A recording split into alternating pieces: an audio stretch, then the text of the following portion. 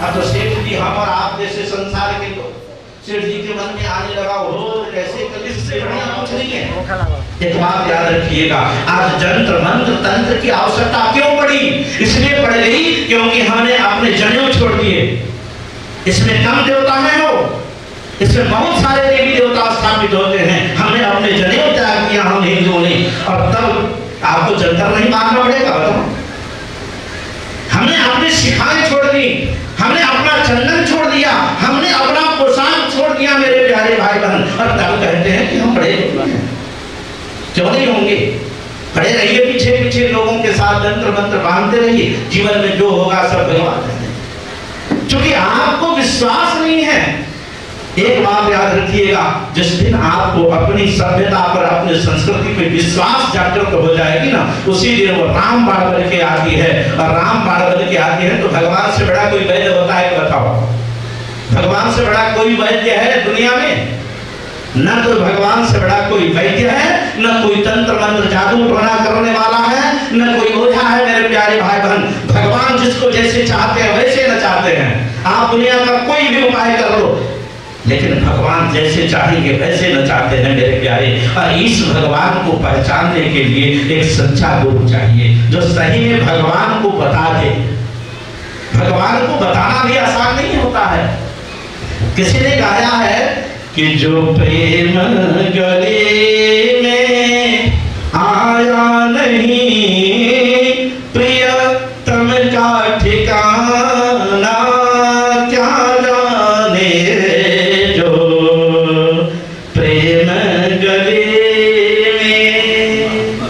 जिस गली से आप गए नहीं उसकी रास्ता क्या बताएंगे? लेकिन दुर्भाग्य है वो, इस भारतवर्ष में अंधे भी लोगों को राह हुए, और चारों अंधे किसी चौराहे पे बैठ के यही चर्चा कर रहे थे कि फलाने जगह एक हाथी है, चलो हाथी देख के आते हैं।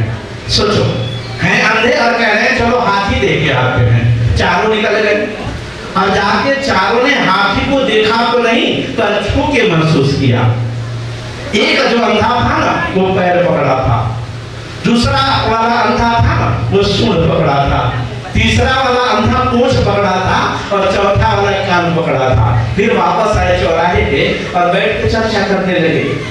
चारों आपस में कह रहे थे, झगड़ा भी करने को तैयार है। एक कह रहा है कि हाथी तो खंभे की तरह होता है, दूसरा कहता है कि नहीं हाथी तो पानी के पाइप की तरह, उसने सूंड पकड़ रखा था तो ऐसा ही दिखेगा ना उसको।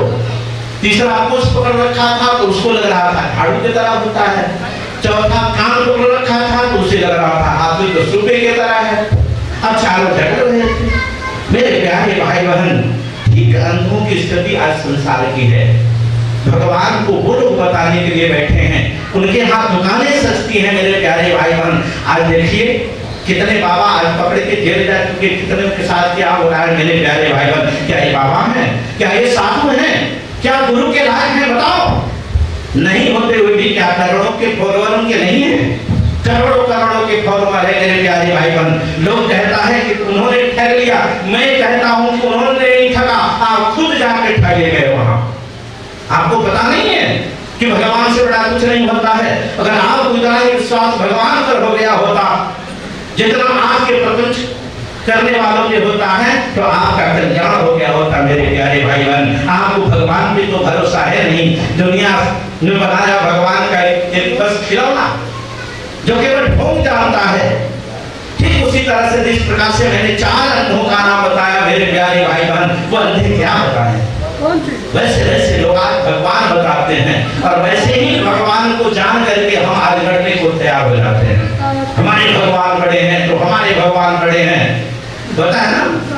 हर लोग अपने अपने भगवान की चर्चा करते हैं, ऐसे हैं भगवान, ऐसे हैं भगवान। अरे खा के जानोगे भगवान के बारे में?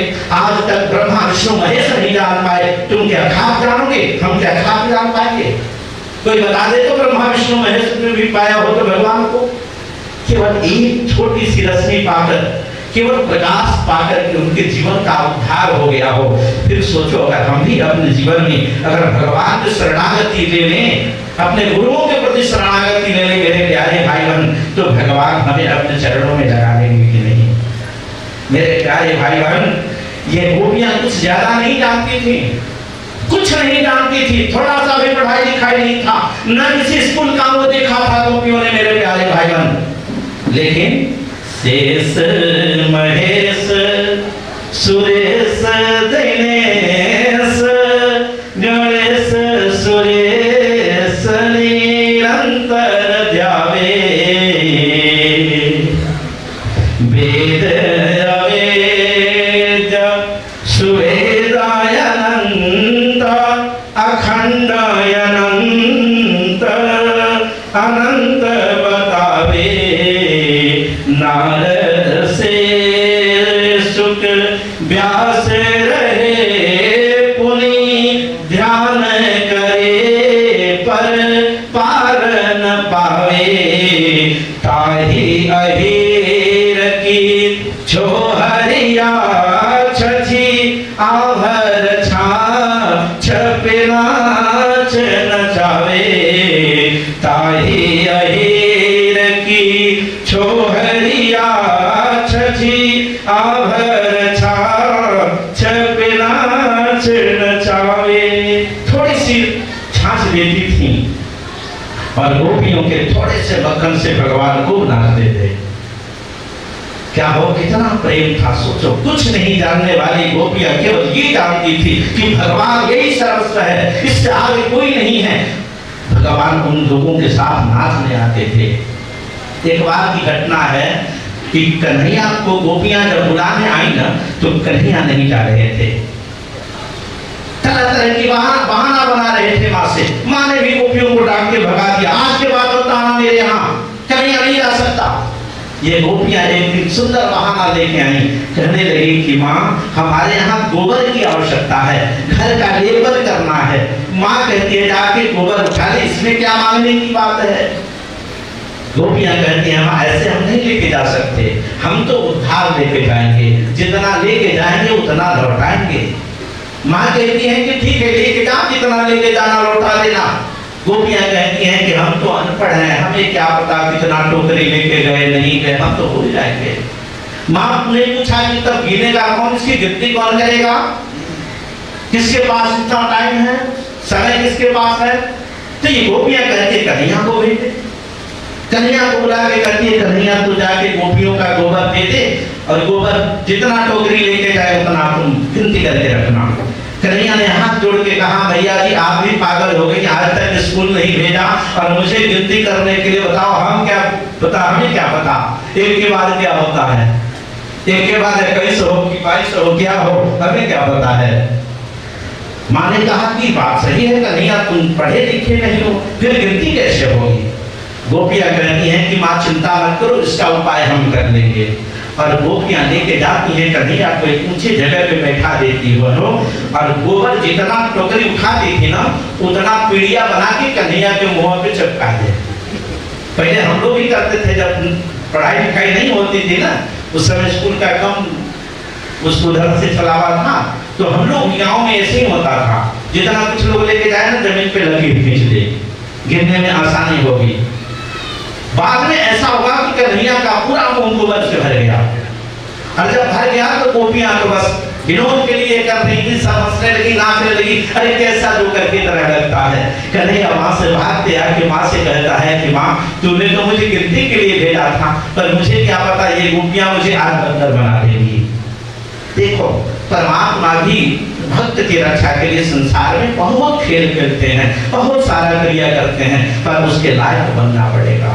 बहुत दिन पहले की बात नहीं है, इसी कलयुग में एक बहुत अच्छे संत हुए नाभाजी, आपने नाम सुना होगा कहीं। नाभाजी ने एक बहुत सुंदर रचना करी है, जैसे अपने यहाँ मानस जी की रचना को स्वामी तुलसीदास जी ने किया है।